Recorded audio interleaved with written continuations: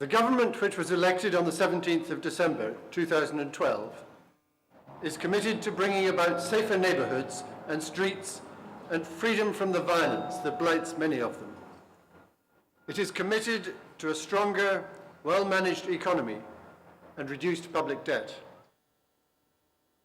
The government aims to increase employment and to improve educational opportunities for Bermuda's young people. It aims to provide better care for our senior citizens and more affordable healthcare. The government will encourage respect in the daily discourse, respect for each other and for our institutions, and respect for the environment in which we live.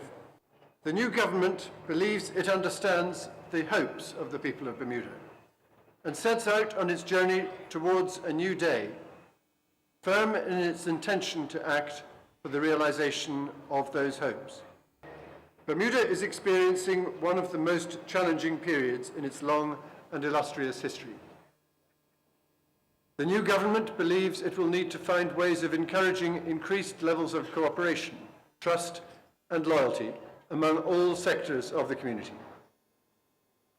Cooperation is going to be of paramount importance in the fight against violent crime, in the effort to create jobs, and in the effort to manage our island so that all of us, rich and poor, Bermudian and non-Bermudian, of all political stripes, have a stake in getting the job done. Tough decisions will be required. Without them, there will be no resolution to the problems we face. The government believes that the decisions it makes must be in the interest of the whole, not that of any special interest group, and that our decisions must be centred on care for the well-being of people. Bermuda can re-establish itself as a premier tourism destination. Bermuda can have a first-class public education system and shape pathways for its young people to be on the world stage.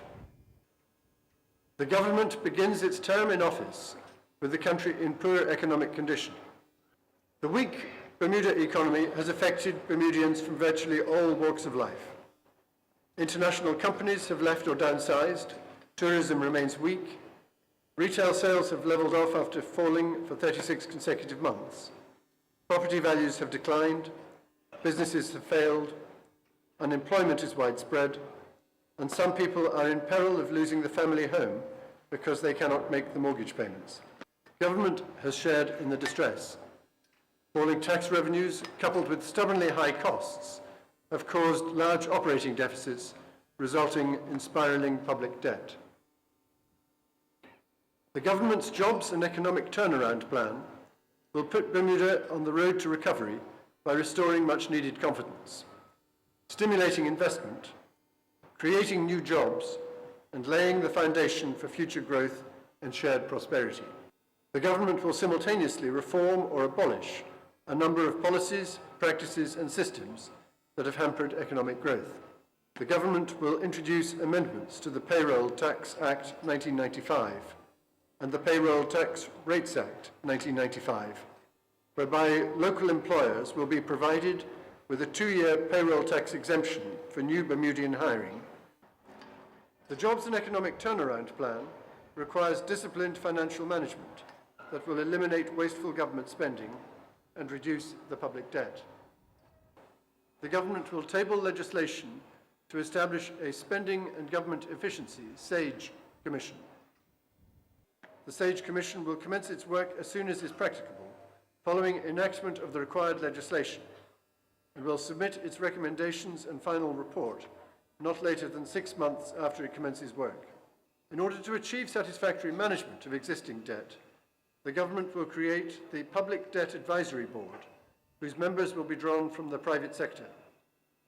The Office of the Tax Commissioner will work with other government departments and agencies and introduce amendments to tax-related legislation in order to strengthen and improve the collection of government taxes.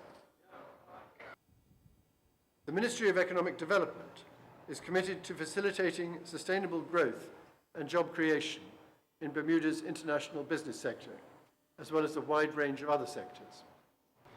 Small businesses and entrepreneurs are also an important source of jobs and growth. Therefore, the operation of the Bermuda Economic Development Corporation will be reviewed to ensure that it provides effective support and guidance to its clients and that the economic development zones are delivering value. Progress in telecommunications reform is a priority. The Ministry will oversee the launch of a regulatory authority by the end of the first quarter. The authority will provide independent and cost-effective regulation and thereby encourage fair and competitive business practices. It is anticipated that this will lead to investment, job growth, and better products, bandwidth, speed, and pricing for consumers. After consulting the work permit stakeholder group, which included union representation, the decision to abolish the term limit policy was taken to remove what had become a barrier to job creation for Bermudians. Immigration policy will be changed to ensure that in the process of issuing permits to guest workers, their limited residency rights are made clear to them. The land licence requirement for the purchase of additional dwellings for married couples that include a Bermudian and a non-Bermudian spouse will be set aside. The government is steadfast in its commitment to revitalise the tourism industry, to improve its infrastructure, increase the number of beds, lengthen the time our visitors spend here, and improve the range and quality of activities available to visitors. The Ministry of Tourism, Development and Transport is normally the government's first point of contact for those who are interested in hotel and resort development in Bermuda. These developments will now be handled through the Economic Development Committee. Additionally, it is hoped that a tourism priority policy will emerge from a comprehensive consultative process addressing the recommendations and initiatives set out in the National Tourism Plan. Overall dimensions of cruise ships continue to increase. In order to remain competitive in this ever-growing market, the government intends to upgrade our ports of entry to ensure Bermuda remains an attractive destination for cruise lines. The strongest emphasis must be placed on a safe Bermuda. Bermuda cannot move forward unless communities are secure, families are protected, and children are safe from harm. Sports clubs and community organisations have tremendous potential to influence positively the lives of Bermudians, young and old. To strengthen their operations, the government will foster private sector partnerships to make accounting, administration and business planning skills freely available to them.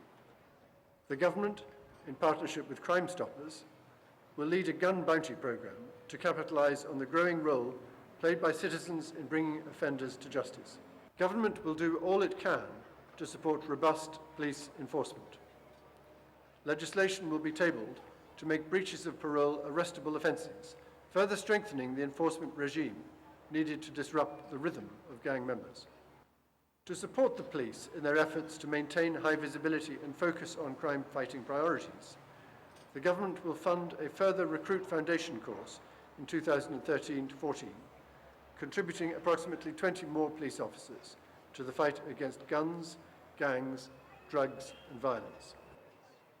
The government is determined to eliminate conscription, and already the full-time role of the Bermuda Regiment is being enhanced to assume certain responsibilities now borne by the police. The government will assess the feasibility of a specialised court to deal with the judicial challenges presented by the mentally ill. The government will, during the next legislative session, prioritise containment of the cost of legal aid. The government is fully committed to reforming the public education system to equip Bermuda's young people with the skills and training they need. The government will follow through the recommendations in the Hopkins report and begin the necessary steps to introduce an integrated technical curriculum, starting at the middle school level. The government will reopen a medical clinic to provide primary care for Bermudians who cannot afford health insurance. Any social health insurance product sold by the government will be affordable and offer competitive benefits. Bermuda's seniors will continue to be protected, but costs will be fair for all.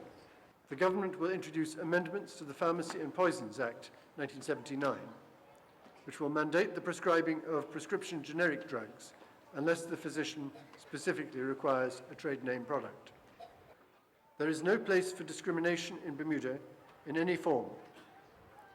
The government believes all people must be treated with fairness and dignity, regardless of race, religion, gender, age, or sexual orientation. To expand the protection of human rights, amendments to the Human Rights Act 1981 will be introduced to ensure no one is discriminated against on the basis of age or sexual orientation. The government will introduce amendments to the Children Act 1998 to include a provision for shared parenting orders. Further amendments to the Financial Assistance Act 2001 will require unemployed, able-bodied persons who would otherwise qualify for financial assistance to participate in community service activities as a condition of continued eligibility. The government will build upon an earlier legislative amendment that ensured that special development orders would be subject to parliamentary scrutiny by implementing a protocol that is clearly articulated, transparent, and fair. The government will begin a process of public consultation that will culminate in the creation of the Southlands National Park in Warwick. The government will effect a number of improvements in the island's infrastructure.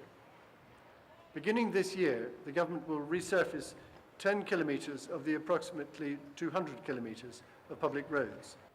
Over the next year, the government will undertake an extensive review of the island's street lighting to ensure that the safety and security needs of the populace are enhanced in an efficient, sustainable, and cost-effective way. Whilst preliminary work on a new design for the Causeway Bridge was completed some years ago, the government will undertake a review of the existing design with the aim of determining the best way forward to ensure that the island remains connected to the airport at all times. With integrity and the human element as its hallmarks, government is confident that with the support of the people of Bermuda, the challenges will be overcome and that obstacles will be turned into stepping stones to a brighter, more prosperous tomorrow for all. The government has embarked on a mission to restore the promise of Bermuda and to make sure the island passed on to younger generations is safe and just, fair and free. A benign convention allows the governor to add a few words to the throne speech. It is not long since most of us were gathered here for the same important ceremony with a different speech. I noted then that Bermuda had a proud tradition of managing its regular democratic choice in a way that was efficient and fair. This was demonstrated again in December. That work is important, sometimes difficult, and should not be taken for granted. And it will always need effort to stay in the forefront of best practice. I add my thanks to that of the wider community, to those who made the election work. I take this opportunity to thank former Premier Paula Cox, first for the welcome and advice which she gave to a new governor, and second for her work with her ministerial colleagues on behalf of Bermuda. I wish the new government